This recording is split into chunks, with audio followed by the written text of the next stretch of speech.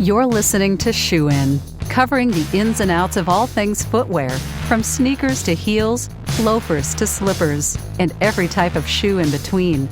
Brought to you by the FDRA, the Footwear Industries Association focused on retail, trade, politics, and fashion, helping create and enhance conversations on all things footwear. And now your footwear insiders, Matt Priest and Andy Polk.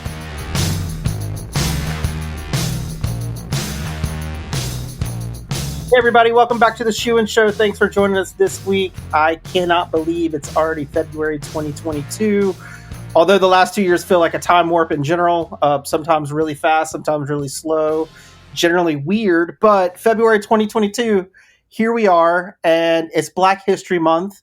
And, you know, one of the big things we've been doing at FDRA for the industry is bringing folks together across the industry. Black footwear workers, Black executives, people who support footwear companies with marketing or creative, bringing them together to the table the last couple of years to amplify their voices, strengthen the community, strengthen bonds. And this series that we have this month for Black History Month is really about that too. It's about having honest conversations about where we are, where we're headed, and what we can do to help strengthen the Black footwear community and the footwear industry overall. So with that, Sabria is joining us today as a co-host. Matt is off.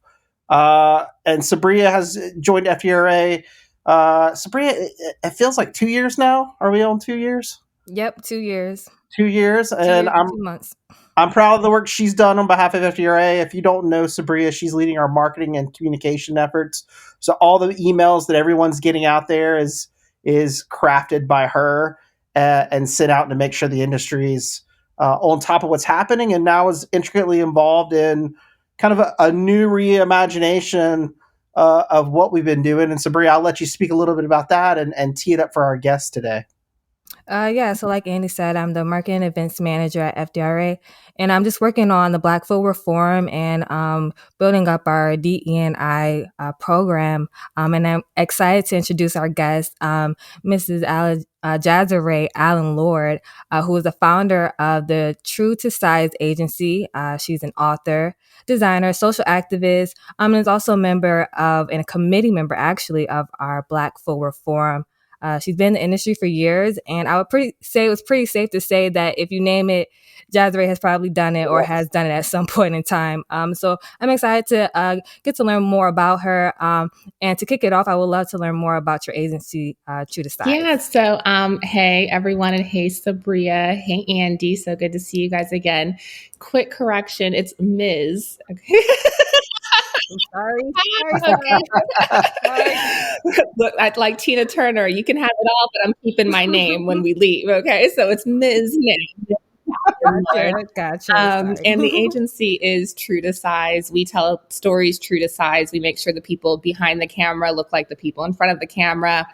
We've been in business 2 years now, starting as an experiential offering at our sister company now, Crush and Lovely, which is a experiential tech design studio that had worked on IBM, Calvin Klein, Coca-Cola. They built the Triller app, and they had a ton of capabilities that essentially, when experiential was kind of like bubbling out, they didn't know kind of how to break into our world, and I needed the resources from their team to kind of use in our world.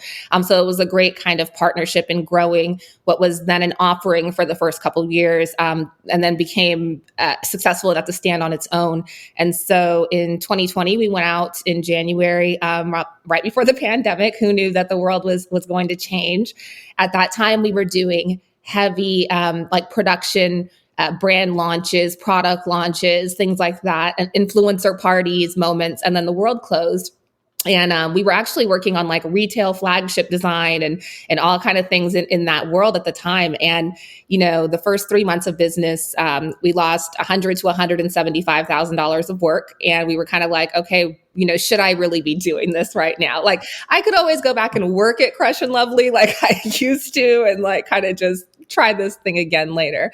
But I also felt like at this point in my career, I was too deep in with some of the kind of cornerstones of the projects that I had worked on, specifically in speaking to women, Black people, young Black creatives trying to enter the industry. And I wanted to kind of double down and, kind of put all my eggs in God's basket and said, like, let's see what happens.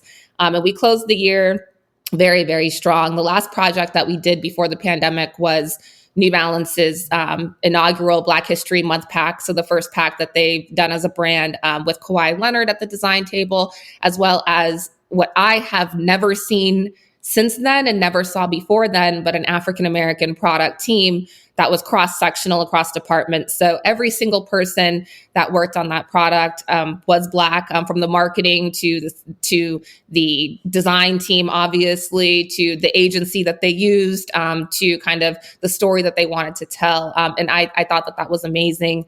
Ad Age recognized us for that project last year with a creative excellence accolade in their series that they ran.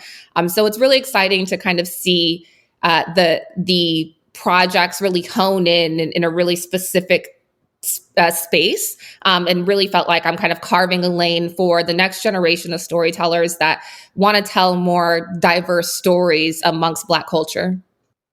Awesome. Well, I do want to ask you about COVID, because I think every conversation we have, you spoke a little bit about the business disruption to COVID, and I think a lot of people feel the same way, especially if you're an entrepreneur in that environment, how you had to switch digital so fast. A lot of things changed. Everybody was in the same boat, obviously. I was really hopeful, and I just like to get your thoughts in general, but, going into COVID, we know that in the U.S. we have large racial issues that we have to solve. There's issues around that. George Floyd brought a lot of that to the forefront across the U.S., having forced people into honest conversations about what's happening.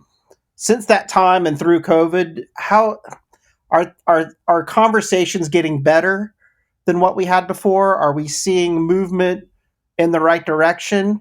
From your perspective and all the different diverse brands and everyone, what are you seeing in that space right now in terms of honest conversations about race in America? Yeah, I think it's layered, right? I think, are the conversations better? Yep. I don't think that they're better, but I think there's more conversations. Mm-hmm. And that to me is more impactful than right now the conversations being better per se, because more people are talking about it, which means more people are acknowledging that there are like very severe issues across the board, definitely within footwear, as we're talking about today. But footwear companies are just big corporations. And that is, it's a mirror of what we're seeing in our country and the systemic issues that we've seen over generations and generations of people in this country, being Black in America. I think with footwear, it's such a magnified industry, because unlike a lot of other industries like hospitality or automotive or hair care, even, there is such an integral tie to Black culture when we think about sneakers specifically. And because of that, it has to be fed differently. Your offices need to look different. Like, there are so many different things that footwear brands specifically have to address that a lot of other companies kind of can put on the back burner for a little bit longer. What I really appreciated and what I thought was very disruptive in the initial kind of days of the pandemic was the brands finally acknowledging, after all of these years, like, thank you, Black culture, for the cult. Like, if it wasn't for you, this culture would not exist. And I think the more messages that we see, at least acknowledging and holding the industry needs to hold itself accountable. So holding itself accountable for the responsibility that each company has to servicing not only one, their main consumer, but two, the reason why it's $1 billion industry in the first place. Yeah. But how do companies do that without it coming off as performative? Because we've seen a lot of like major companies, and they'll push out, marketing and images, with like the kente cloth and, just some really weird things, and we understand that they're trying, but it doesn't necessarily hit the way that it should. And it just kind of comes off like, I don't know if you should. Yeah, most definitely. I think that comes with looking at it as a forever issue instead of like, how can we fix this? Because I think a lot of brands are attempting to put a Band-Aid on something that is beyond the Band-Aid, right? Like the leg is broken, right? Like the leg has shattered. Like a Band-Aid is not going to fix that. That's at least you're never going to play football again, and that's going to need years of rehabilitation before like it even, operates at a normal capacity. This is not like an overnight thing. And I think the brands sometimes look at it as like, let's just hire people and bring them in the door. And then that's where the action stops.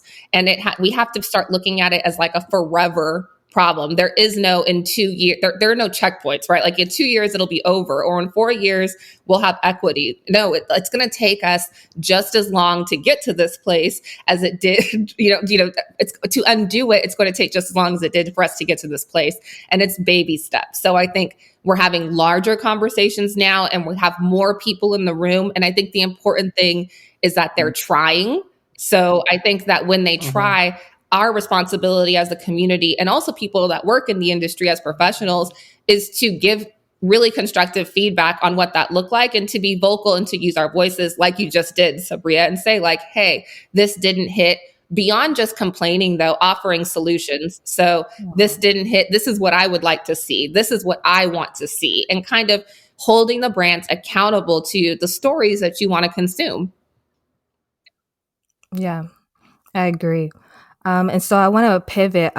You are a committee member for the Black Footwear Forum, and you've been involved, formerly known as the African American Footwear Forum. And I just want to hear, you were actually also an advocate for changing the name. So I want to hear more about why you decided, or why you thought the Black Footwear Forum was a better name than the previous one, and what you're most excited about coming. Yes. Oh my, I love the BFF, previously the AAFF. And like, I personally didn't have any issue with the name. But what I did see was a lot of feedback in regard to the name, and confusion of people trying, really understanding, is this a community for me or not? And I think when we use things, terminology like African American, especially, we have a very diverse, America right now. So I worked with somebody who was technically African American because he was from Egypt, but he didn't identify as Black. And like, that was something that really illuminated to me that like Black American culture is very, very specific. I'm, living on the East Coast now.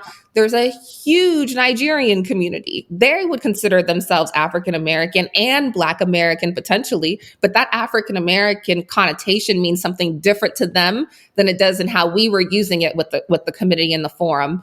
And I think that equity, if moving equity to the forefront of all conversations means whether or not it personally is affecting me or not, or I was personally bothered by it or not, how is it that we make sure that everybody feels like they belong in a space if they do in fact belong here?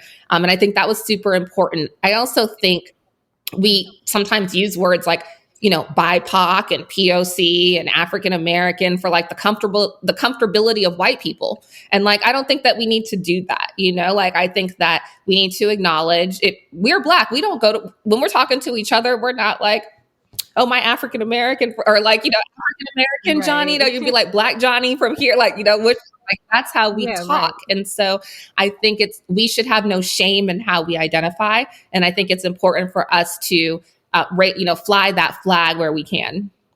Yeah, I definitely agree. I've had numerous conversations with people who are from, the Caribbean and from Nigeria and Ghana, and they all say the same thing. It's like, well, I don't necessarily identify as African American because, my ancestors weren't brought here, during slavery times. And that made me really think, it's like, wow, like we kind of are being a little bit exclusive when we just say African American, and there are a group of people who are still going through the same struggles that we are, but they just come from a different area or diaspora. And that's important. Like, we may not identify, all of us may not identify as African American, but we all identify as Black. Right. And that's kind of the joining moment between us of like the other things like, you may not align on, but here is one point where all of us can come together and rally behind with like honesty and truth to ourselves. Yeah, definitely agree.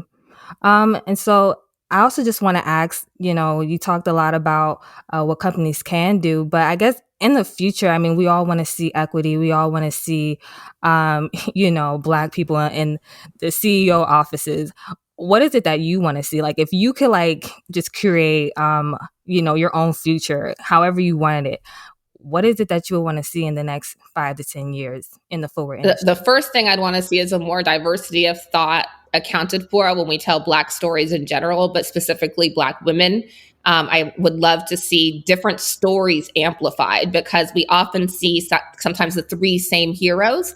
And there are so many stories, like specifically like the young single moms that are in sneakers. And I know so many young women like Let Tay Tell It, Distorted, that have young kids, and they're young themselves, they're under 30, and they're chasing a dream and in the sneaker industry and making it happen. And it's like, who's representing them? Like, it's not a Serena Williams, even though Serena Williams is a mom, like she's a wife. Typically, when I'm sitting down with young women in sneakers, they're like 23 to 27. They have an under 3-year-old. They live alone, or they're in a multi-generational household. And it's a very common story in our culture. And I think that story specifically is one that I try to amplify. But now I'm 40. So it's like, now my story looks very differently. Who's behind me? I think it's important for brands to open up their lens away from like the token. So, when a lot of brands are calling me, it's, thanks for calling me, but like, I'm good right now. Take a look at these 5 girls who really,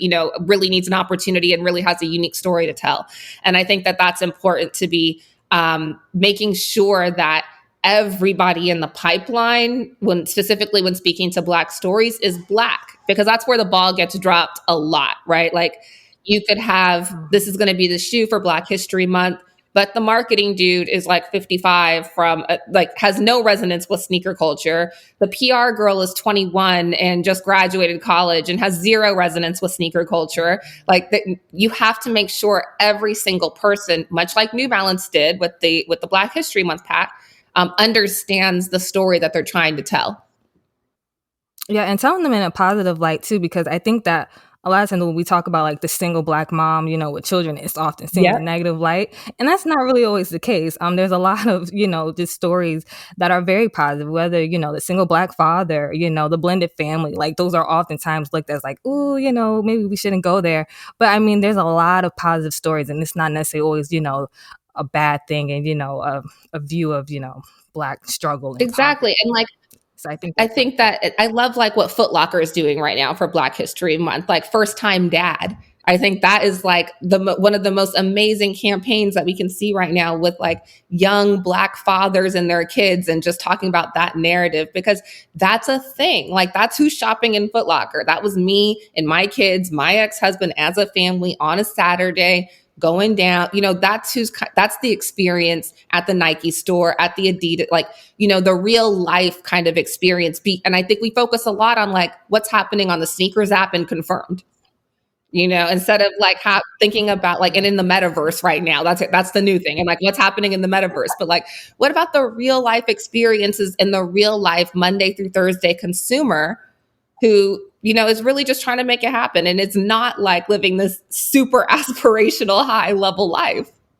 Yeah. I think that's really fascinating, because I do feel like digital is in many ways less authentic, because they're trying to like thread the needle so much on these platforms, instead of just taking a human being and being like, share your story, share your shoe story, tell me why you're here. Like, I would love for somebody to go into Foot Locker and just film customers coming in and be like, oh, like, see, you got your kid here, like, tell me your story. Did your mom take you to the, like, I just asking normal people things and having I think that's why, like, I feel like TV content is really good, because they're back to storytelling, right? It's not like, I remember like growing up and they were teaching me how to write, and it's like introductory paragraph and the supporting paragraphs and this.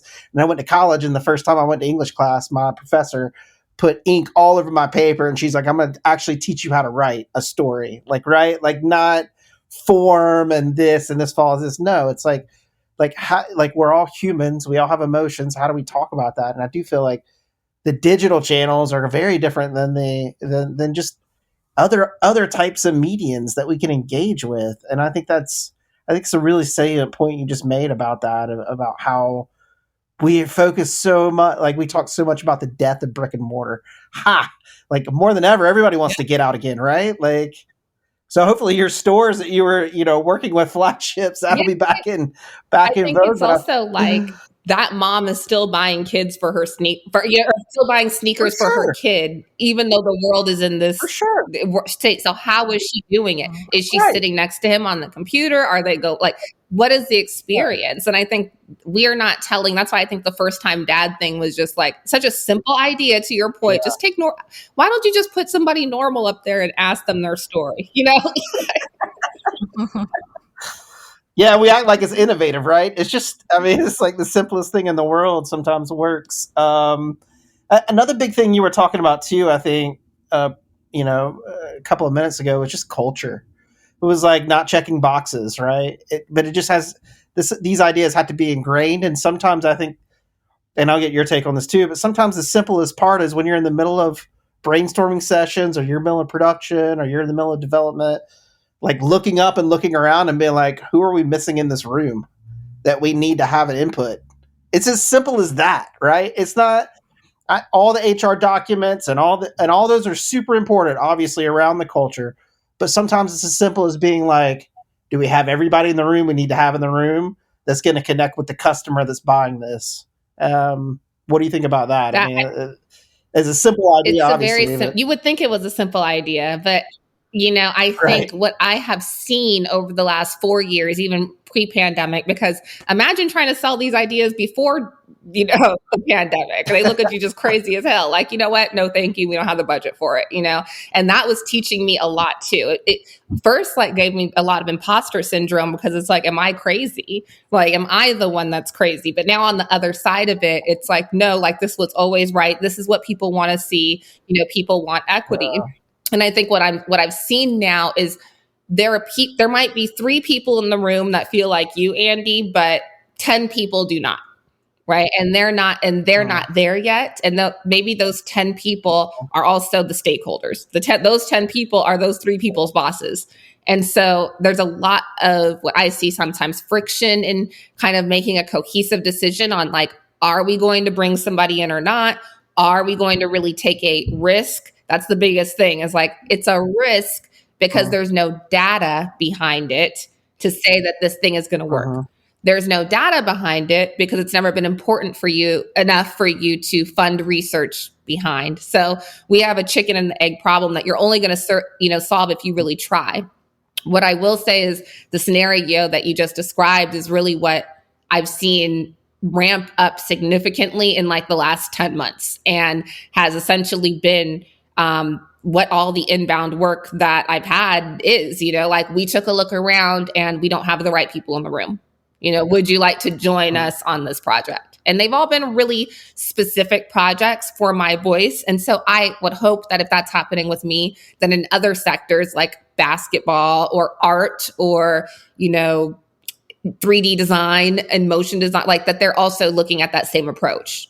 I'll remind people, you can go to the URL is Black Footwear Forum to learn more about the community that we're trying to build. The community building the community. I think that's the cool thing about it, is the community is building the community. It's not an overarching structure. It's people that are giving their time and contributing and volunteering to help build this thing out. And it's interesting because Sabria is starting to work on this day by day, and I can tell she's really excited about that. And she's real passionate about that to make a real difference in people's lives. And I will say, and I do want to highlight one key thing we were talking about during this conversation was amplifying your voice, not being afraid to speak up. And I thought, as we entered this month, I'm a real big history buff, and I came across as Black History Month was coming in. Some of you may know, some of you not, but Homer Plessy. So Plessy versus Ferguson was one of the huge Supreme Court battles and fights over civil rights well before the movement took place with Dr. Martin Luther King. And it's a simple case where a man got on a car, and at the time it was Jim Crow laws were in effect in New Orleans, and he couldn't sit at the front, and the conductor asked him to move to the back, and he refused. And he got arrested in New Orleans. And the case went all the way up to the Supreme Court in 1896, I believe it was. And he ultimately lost that case into what was codified separate but equal. So that's where that came from, and the long struggle that happened. But it should be remembered, this guy who stood up, who made a point then, was a shoemaker. People don't realize that. Homer Plessy came from a family of shoemakers and was a shoemaker himself. So we talk about Black advocacy in footwear. You have a history that you can tie back to, that someone stood up and tried to make a difference, centuries ago. And it behooves everyone in the community to think about that and take part and build upon that legacy. And I think it's so cool that I didn't have a clue he was a shoemaker, and then I saw that, and immediately I was like, "That's so awesome! Like, that's so Super crazy, right?" But I mean, also just goes to show how passionate we are in this community. Yeah.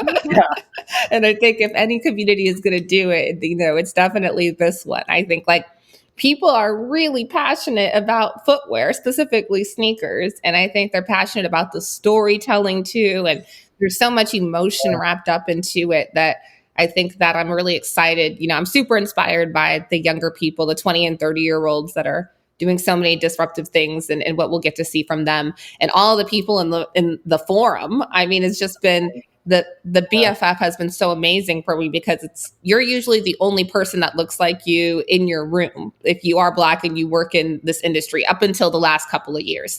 So to be in a network of people that look like you and do similar jobs that you and understand your struggles and your pain points and things like that is beyond like anything you could pay for. It has been an amazing experience, like being a part of the community of the forum, 1000%.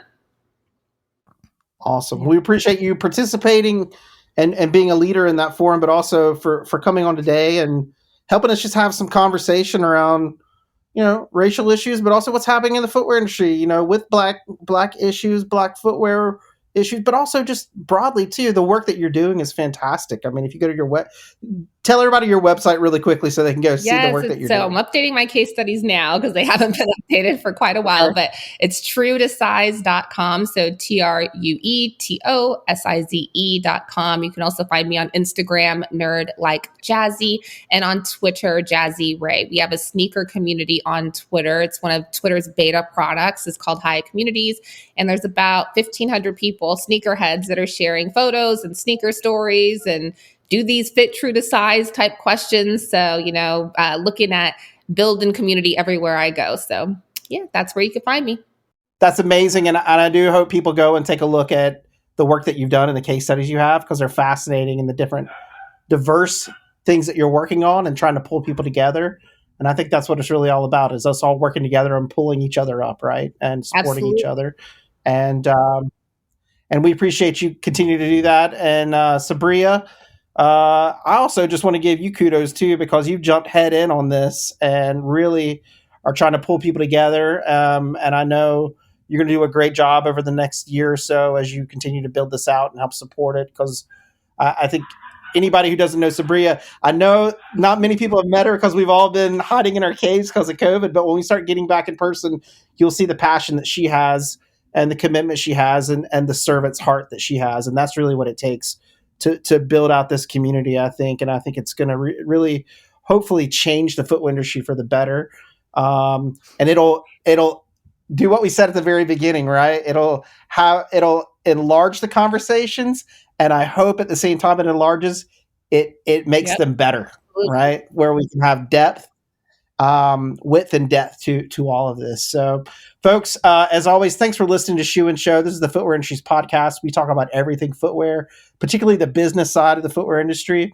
We're at shoeandshow.com. We're on Spotify. We're on Apple Podcast.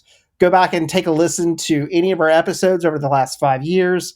We talk about every single facet of footwear design, supply chain, etc. So there's something on there for you to help you do your job better, I hope, or think. Really, the show is about thinking about things just a little bit differently so we can innovate and increase the energy and the efficacy of our industry and ultimately sell more shoes. But we also want to hear from you. If you have a guest topic, if you yourself want to be a guest, drop us a line at shoeandshow.com. We're happy to have that conversation with you. And as always, please do listen to this series too. We've got a lot of great speakers lined up this month to talk about Black history, Black footwear professionals, issues in our industry that we really need to have conversation about. And hopefully as you hear this conversation today, you'll just get a couple of takeaways where you go back to your desk and think about, how can we do this a little bit differently, a little bit better? And we'll get there baby step by baby step, but we can all progress together. And again, appreciate you listening. Until next time, Shoein is out. Shoein has been brought to you by the FDRA, the Footwear Industries Association focused on retail, trade, politics, and fashion, helping create and enhance conversations on all things footwear. For information about FDRA, visit fdra.org.